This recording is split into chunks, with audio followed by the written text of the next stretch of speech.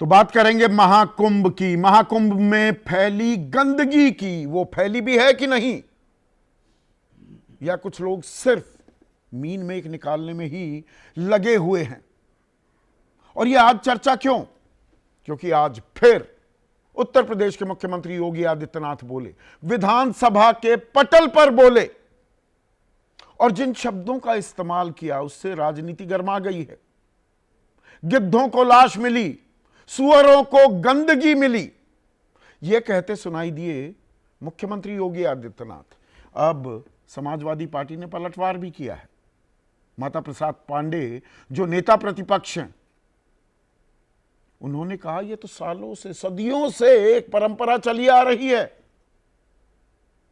मुख्यमंत्री योगी आदित्यनाथ ने कहा यह सनातनी बन जाते हैं, गिद्ध जैसे निगाह भी लगाए रहते हैं, ये पहले कह चुके हैं योगी आदित्यनाथ। भाषाई स्तर पर क्या हमें इस लेवल तक जाने की जरूरत है? इसका पहले एक नमूना देख लीजिए। मैं सैंपल्स की भी बात करने वाला हूं। लड़ाई कहां तक पहुंच गई उसका एक नमूना। मुझे अच्छा लगा कि नेता प्रतिपक्ष अब समाजवादी से सनातनी हो गए हैं। तुम क्या समझते हो सनातन के बारे में? तुम नहीं समझ पाओगे, यानी उनकी बुद्धि से परे का ये विषय है। किसी ने सच कहा कि महाकुंभ में जिसने जो तलाशा उसको वह मिला। गिद्धों को केवल घास मिली, सुअरों को गंदगी मिली, संवेदनशील लोगों को रिश्तों की खूबसूरत तस्वीर मिली, आस्थावानों को पुण्य मिला, भक्तों को भगवान मिले। मतलब सबने अपने स्वभाव और चरित्र के अनुसार चीजों को देखा। मुख्यमंत्री ने सदन में सुअर गिद्ध से तुलना की है। अब देखिए, उनको हम क्या कहें, उनका सम्मान करते हैं। जिसकी जैसी बुद्धि रहती है उसी सबसे प्रयोग करते हैं। क्या कहते हैं, उनके चक्कर में क्यों पड़ते हो? हमको लगता है परमानेंट होश में रहते हैं कि नहीं, यही हमको पता लगाना है। तो आपने यहां पर गौर किया, मुख्यमंत्री योगी आदित्यनाथ, एक होता है कि आप बिना पढ़े कुछ बोल रहे हैं, जैसे मैं टेलीप्रॉम्प्टर का इस्तेमाल नहीं करता हूं। अभी स्वतः जो मेरे मस्तिष्क में, मेरे दिमाग में आ रहा है, वो बात मैं आपसे कह रहा हूं, तो कई दफा, बाज दफा थोड़ी जबान फिसल जाती है। भाई you are after all human, इंसान ही तो हो। लेकिन आपने गौर किया, मुख्यमंत्री योगी आदित्यनाथ बाकायदा पढ़कर बोल रहे हैं, तो गिद्ध और सुअर अनायास ही नहीं निकला है। और उस पर पलटवार कर रहे हैं माता प्रसाद पांडे। और इसमें बात जो आ रही है वो रामचरितमानस की एक चौपाई में कही गई थी, जाकी रही भावना जैसी, प्रभु मूरत देखी तिन जैसी। तो सवाल अब ये उठता है कि क्या विपक्ष, जो मुख्यमंत्री योगी आदित्यनाथ कह रहे हैं कि ये समाजवादी सनातनी अब बनकर दिखा रहे हैं, ये हिंदू तुष्टीकरण करता हुआ विपक्ष भी दिख रहा है। वो जो यूएसपी बन गया है बीजेपी का, लगातार सनातन के सम्मान अपमान से भी तमाम इस नैरेटिव को जोड़ा जा रहा है। लेकिन गंदगी की बात किसने उठाई? ये गंदगी का मसला कहां से चला?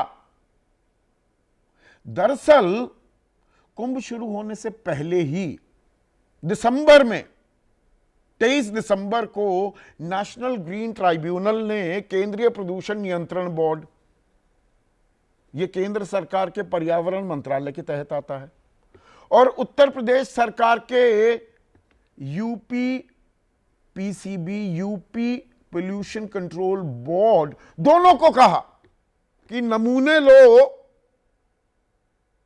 उनकी जांच करो और हमें बताओ कि गंदगी का स्तर क्या है, क्योंकि वहां करोड़ों लोग आने वाले हैं। 144 साल के बाद ऐसा ये योग हुआ है, अद्भुत योग, संयोग। इसका भी कोई डेटा नहीं है, कोई रिकॉर्ड नहीं है, कहां से 144 साल की बात आई और अभी हुए हैं 144 साल। लेकिन लोग गए, 63 करोड़ लोग तो अब तक जा चुके हैं। आज शाम 4 बजे का आंकड़ा मैं बता रहा हूं। तो खैर, नेशनल ग्रीन ट्राइब्यूनल ने कहा, तो 3 फरवरी को केंद्रीय प्रदूषण नियंत्रण बोर्ड ने अपनी रिपोर्ट दे दी। फिर उत्तर प्रदेश सरकार के प्रदूषण नियंत्रण बोर्ड को भी देनी पड़ी। यह सामने आ गई 19 फरवरी को। उसमें केंद्रीय प्रदूषण नियंत्रण बोर्ड कह रहा है कि भाई संगम तट पर, संगम घाट पर मल, मनुष्यों का और जानवरों का मल का जो लेवल था, जिसे फीकल कोलीफॉर्म कहते हैं, वो 20 गुना ज्यादा था जितना होना चाहिए। 2500 से ऊपर नहीं होना चाहिए, लेकिन वो 49,000 था। लेकिन अब इसमें अजीबोगरीब बात यह हुई कि उत्तर प्रदेश सरकार ने अपनी रिपोर्ट दी और कहा कि ये तो 2300 है। फिर नेशनल ग्रीन ट्राइब्यूनल ने पूछा कि ये कौन से दिन लिया था सैंपल। 20 जनवरी का सैंपल था केंद्रीय प्रदूषण नियंत्रण बोर्ड का कि 49,000 है। उत्तर प्रदेश सरकार ने चालाकी और होशियारी दिखाते हुए 12 तारीख का वो आंकड़ा दिया। 12 को कुंभ शुरू नहीं हुआ था, 12 जनवरी को। तो फटकार लगी तो एडवोकेट जनरल कहती हैं कि नहीं नहीं, हम ये नहीं कह रहे कि जो केंद्रीय प्रदूषण नियंत्रण बोर्ड कह रहा है उनकी रिपोर्ट गलत है। हमने भी लिए थे नमूने, हम कुंभ शुरू होने के बाद लिए नमूने और उनकी जांच में हमने क्या पाया आपको दे देते हैं, 1 हफ्ते का समय दीजिए। अब वो 28 फरवरी को पेश होगी, 26 फरवरी को कुंभ का समापन भी हो जाएगा। आज ही वो सुनवाई लगातार चल रही है। नेशनल ग्रीन ट्राइब्यूनल ने कहा सफाई करना सरकार की जिम्मेदारी, खुले में शौच करने को मजबूर लोग, सरकार गंदगी पर तुरंत ध्यान दे। तो गिद्ध, उस पे आता हूं, पर सुअर जिस संज्ञा से नवाज रहे हैं विपक्ष को मुख्यमंत्री योगी आदित्यनाथ, तो केंद्र सरकार की का जो पर्यावरण मंत्रालय है वो भी आता है इसके तहत, और सेंट्रल पोल्यूशन कंट्रोल बोर्ड भी आता है, और नेशनल ग्रीन ट्राइब्यूनल भी आता है क्या? और सनातन का अपमान कौन कर रहा है? केंद्र सरकार कर रही है क्या? एक अदालत कर रही है या ये विपक्ष ही कर रहा है? और आस्था के नाम पर सनातन की आड़ ले लेना और ये ना बता पाना कि 144 बाद का ये अद्भुत संयोग कौन कह रहा है? शंकराचार्य अभी मुक्तेश्वरानंद हैं, उन्होंने भी गंदगी की बात कही है। वो तो शंकराचार्य हैं, उनको तो साक्षात भगवान माना जाता है आज के युग का। पर राजनीति इस पर लगातार हावी हो रही है। रविदास मेहरोत्रा विधायक है समाजवादी पार्टी के, वो कहते हैं जो लोग व्यवस्था नहीं संभाल पाए वो गिद्ध और सुअर हैं। और मैं ये शब्द जानबूझकर लगातार इस्तेमाल कर रहा हूं। पब्लिक डिस्कोर्स, सार्वजनिक विमर्श जो है हमारे देश में अब कहां जाएगा? सदन के पटल पर, और ये एक्सपंज नहीं किए गए, ये भी अपने आप में समझ से परे है।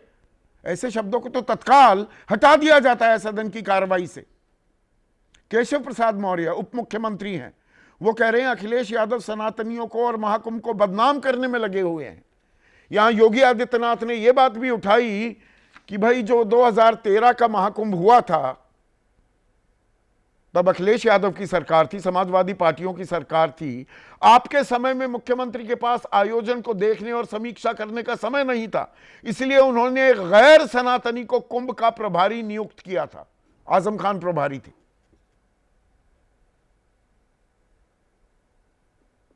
पर साफ सफाई रखना, गंदगी ना होना, यह जिम्मेदारी किसकी है? और इसमें सनातन का अपमान कौन कर रहा है? या दोनों तरफ राजनीति हावी है, प्रचार प्रसार का माध्यम बन गया है महाकुंभ? ये बिना लार लपेट में कह रहा हूं।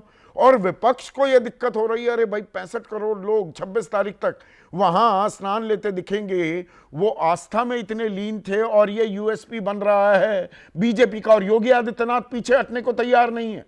आज तो प्रधानमंत्री मोदी को भी भागलपुर में थे, बिहार में थे, कि बिहार की जनता जो महाकुंभ को बदनाम कर रहा है उसे माफ नहीं करेगी। उसमें तो पर केंद्र सरकार का मंत्रालय एक एजेंसी भी है और अदालत भी है। तो आस्था राजनीतिक नफे नुकसान का भी एक माध्यम बन गया है। इसीलिए आज का सीधा सवाल अब आपके स्क्रीन पर, महाकुंभ में गंदगी की लड़ाई गिद्ध और सुअर पर आई और आस्था पर आर पार सनातन के पीछे छिपी सरकार।